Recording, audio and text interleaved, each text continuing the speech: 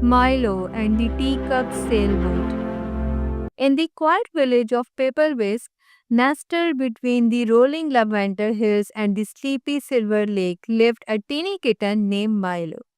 Milo was not like the other kittens who napped in sunbeams or tumbled through flower beds all afternoon.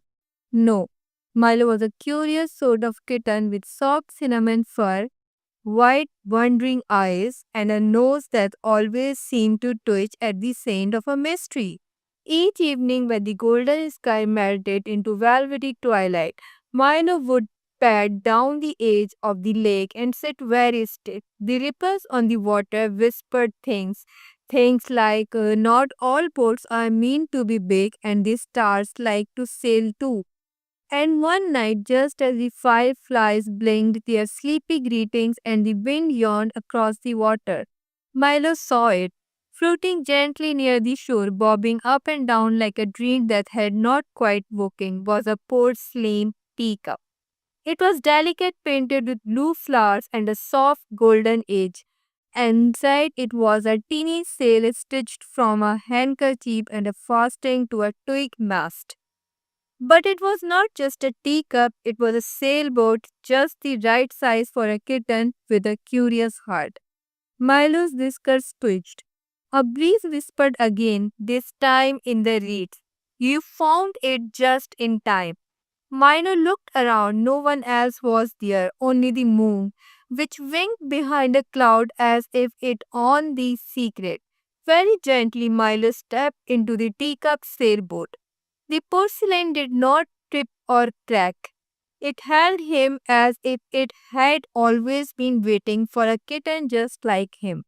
The moment he settled in, the boat let out the softest sigh like a kettle releasing the last of its steam. Then whoosh, the teacup catch the breeze and drifted away from the shore. The lake shimmered beneath them, glassy and smooth, with glittering fish-shaped reflections dancing underneath. Milo curled his tail neatly around his paws and listened as the sail flapped like a sleepy lullaby. The stars above seemed to lean in. He passed lily pads that chimed gently like teacups cleaning and kettles that bowed in greetings. Just ahead, a ripple spread in a perfect circle, and from it rose a tiny glass bottle sealed with a cork. It floated toward Milo, bobbing gently and bumped against the side of the teacup with a polite tap. Inside was a scroll tied with silver thread. Milo blinked, reached for it with his paws, and carefully tucked the scroll free. He unfolded it slowly, the paper glowing faintly in the moonlight. And written in swirling ink were just five curious words. Follow the steam to dawn. Milo tilted his head. What did it mean? Steam for a train? A kettle? A cloud? He looked out across the lake. Far in the distance, so faint it might have been imagined, was a puff of pale mist rising like breath from a sleeping dragon. Without a second thought, Milo adjusted the sail with a flick of his paw, and the taker changed direction. The breeze now carried a different scent, warmth and vanilla, like the first hint of morning. Milo's heart flooded with excitement. Where was this steam coming from? Who left the message? And was this boat truly meant for him? As the teacup glided gently forward, the stars began to blink slower, the sky lighted by the softest shimmer of blue, and the moon began to nod off. Milo's ear twitched toward the sound of distant humming. Not from the lake, but from the sky. The teacup sailed on, and Milo's eyes sparkled with wonder. Somewhere ahead, the mystery of the stain and a morning unlike any other awaited. The sky above Milo had softened to a sleepy lavender where the stars were slowly tucking themselves away behind curtains of morning mist. The lake, once silvery and still, now carried a warm shimmer like it too was just waking from a dream.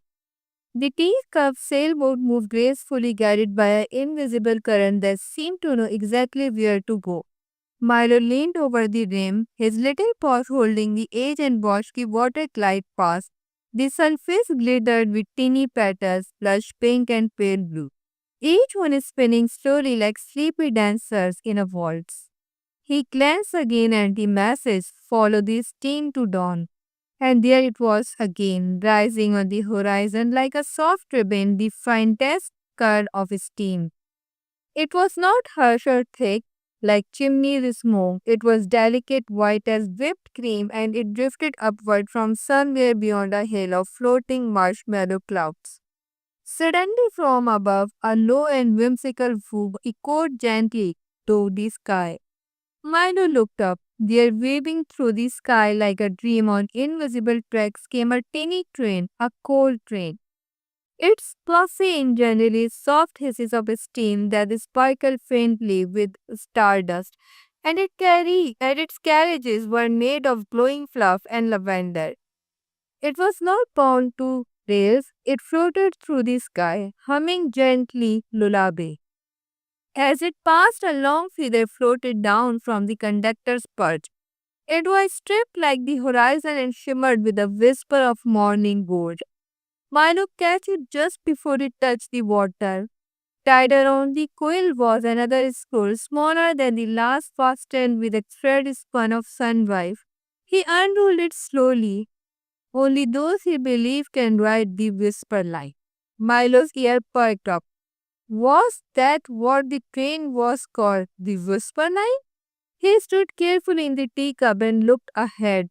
The trail of steam from the cloud engine stretched across the sky like a gentle invitation. Somewhere far ahead, it dipped toward a place where morning light kissed the horizon. But how was a kitten in a teacup supposed to catch a train in the sky? As if hearing his thought, the lake began to bubble, just softly like a giggle beneath the surface. Then from the water rose a round lily pad large enough for the teacup to rest on. And on its side, stitched into the green with threads of moonbeam, was one glowing word, elevate. Milo blinked, elevate. Just then the lily pad began to rise. Slowly it lifted, carrying the teacup sailboat upward into the mist. Milo's breath catch in wonder as the lake grew smaller beneath him, like a painting in a blue-green frame. Above the cloud train chugged gently along. Milo could now see the tiny windows glowing softly and sailboats of passengers, a sleepy fox, a curled-up hedgehog, even a pair of swinging flower spirits with petals for heads, and then the teacup stopped. It hovered in place beside a glowing platform suspended in the sky. Woven from stardust threads and bits of clouds, the train began to slow. A gentle ding ding sounded like a bell in a cozy tea shop, and the doors of the nearest carriage opened with the piff of mist. A voice slow and kind drifted out from the doorway. Ticket, please. Myra looked down at the feather with the sunrise thread. Was this ticket? He held it up. The doorway shimmered, a soft purring hum echoed from within, and a wrap of light extended toward his teacup. Milo's heart fluttered not with fear but with wonder. The kitten stepped carefully from the boat to the ramp, the teacup rocking gently behind him as it sits, saying, "You go on ahead, little one." And so Milo boarded the whisper line. Behind him, the sky was still dipped in sleepy blue. Ahead of him, golden rays danced along the edge of Iran. Where was the whisper line going? Who else was abroad? And what waited at the end of the steam? As the door whispered closed, Milo caught up by the window, his eyes wide with dreams. The train gave a soft cluff. The train gave a soft chuff, and with a purr like a lullaby, it began to glide forward into the glowing mist. The cloud train hummed quietly as it drifted through the sky, its path winding between soft lavender clouds and sleepy beams of moonlight that had not quite finished their shoot. Inside the carriage, Milo sat curled on the velvet cushion that smelled faintly of chameli and stardust. The window beside him framed a dreamscape in motion. Floating orchards with upside down trees, rivers that glowed silver in the sky, and lanterns that bobbed like fireflies. Other passengers snoozed gently in nearby seats, a hedgehog with a tinny quilt, a turtle wearing night glow glasses, and a fox with a journal nest resting on its bed. The soft clicky hum of the train felt like a lullaby stitched together with soft sighs and paw paints. Then came a sound, ding ding. A sigh floated past the window, shimmering in soft pulse letters.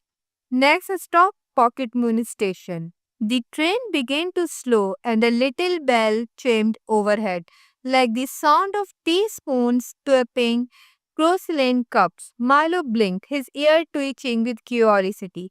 The door opened with a warm whoosh and a rap of light appeared again. Outside was not quite land and not quite a sky. It was somewhere in between. The Pocket Moon station was nestled on a crescent-shaped platform tethered by the curve of a slumbering moon. Pillows of clouds sat in waiting areas and sighs sparkled gently with notes like "Don't forget your dreams," "Shoes off," "Pause cozy," "Whispers only please." A floating lantern in the shape of a sleepy-eyed owl hovered near Milo and crept softly.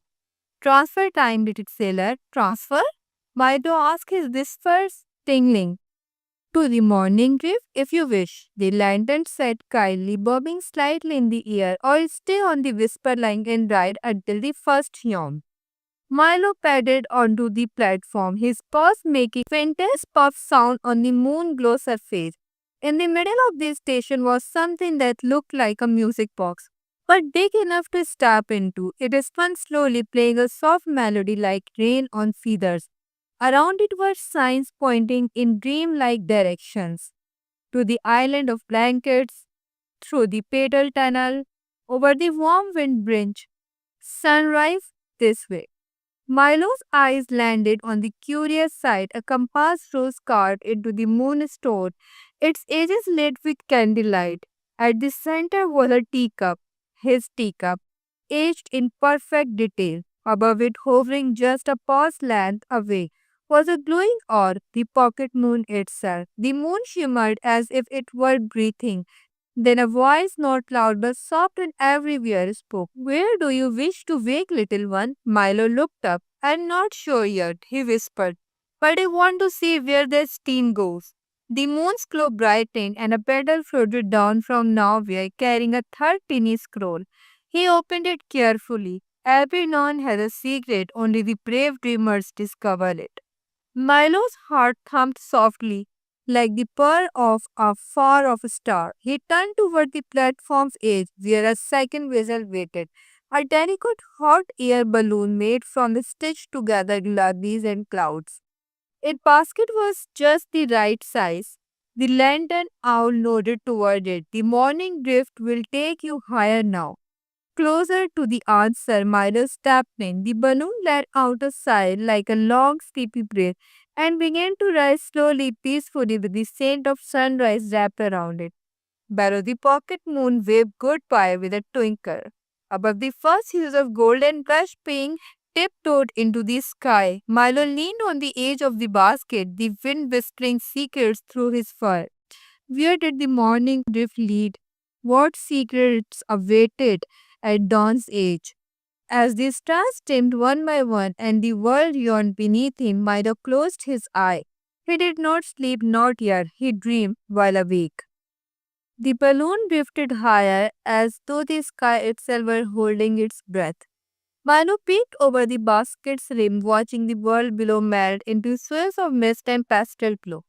The stars had begun to wink out one by one, as if tucking themselves in after a long night's watch. Above him, the sky rippled in shades of earthy peach and pale gold. It was not quite morning, but it was not night anymore either. It was something in between, like the moment between a dream and a smile. The balloon gently floated into a layer of glowing mist. It shimmered faintly like fog spun from pearl, and Milo could hear the tiniest chimes as the mist brushed the basket. Then out of the mist a shape emerged. It was a floating island. But not just any island, it sparkled like it had been stitched together from pieces of old lullabies and moonbeam lace. This was the place where dreams turned to light. Milo's eyes grew wide with wonder. The balloon landed softly on the edge of a glowing dock. Waiting there was a creature that shimmered like morning dew, a fox woven from starlight and early sunshine. With eyes like teeny moons, Milo, the fox said warmly, bowing its head, "We have been expecting you." Milo tilted his head. "You know me?" "Of course," said the fox, patting ahead gently. "Every dreamer who dares to snake in a teacup always finds their way here." The path ahead was soft, made of clouds and morning petals. As they walked, Milo saw things that made his whiskers twitch with joy. Letters written in golden thread that floated like butterflies, skinny lanterns that hummed lullabies, and floating feathers that whispered kind wishes when they passed. In the heart of the island was a small glade where a pool of light shimmered quietly. It was not made of water. It was made of dreams that had been gently turned into light. The fox curled beside the pool and motioned for Milo to sit. "Watch closely," the fox said, its voice like wind through soft grass. Milo peered into the glowing face. Inside it, he saw images, moments from his own tiny life. The day he found the teacup, the first time he heard the whispering steam, the feeling of drifting through moonlight. But then something else appeared, a shape of him, older, just a bit, sailing once more, but this time toward a sunrise that looked like a promise. "Every dream," the fox whispered, "carries a tiny spark. When the dream is true and kind, this spark becomes light. That light guides not only the dreamer but others too." Milo blinked slowly, his heart warm and still. "Will I always be dreaming?" he asked quietly. The fox smiled and it still shimmered. "You are always dreaming, little one, even when you awake. When the question is, will you remember to keep your sail open?" But the wind began to stir. From the edges of the sky came a glow that turned silver into gold. Dawn was arriving. The fox stood. "It's time." "Time for what?" "For the final part of your journey," the fox said, gently nudging Milo toward the balloon once more. "To sail into the morning, not to leave the dream, but to carry it with you." Milo climbed back into the basket. As the balloon lifted again, the fox called softly. "Not every sunrise is meant to be seen with eyes. Some are meant to be felt with wonder." The balloon catched the new wind. Higher and higher it rose toward the light. There was no longer just a glow, but a sky blooming with color and hope. Milo clutched the edges, his heart calm but expectant. What would he find beyond the last cloud? What truth did the sunrise whisper? His teacup sailboat had started it all. But perhaps, just perhaps, the best part of the dream was waiting where the day begins. The balloon drifted ever higher, catching the quiet wind that whispered secrets only dreams knew. Milo curled in the basket, paws stuck beneath him, his whiskers gently watching as morning light spilled across the sky.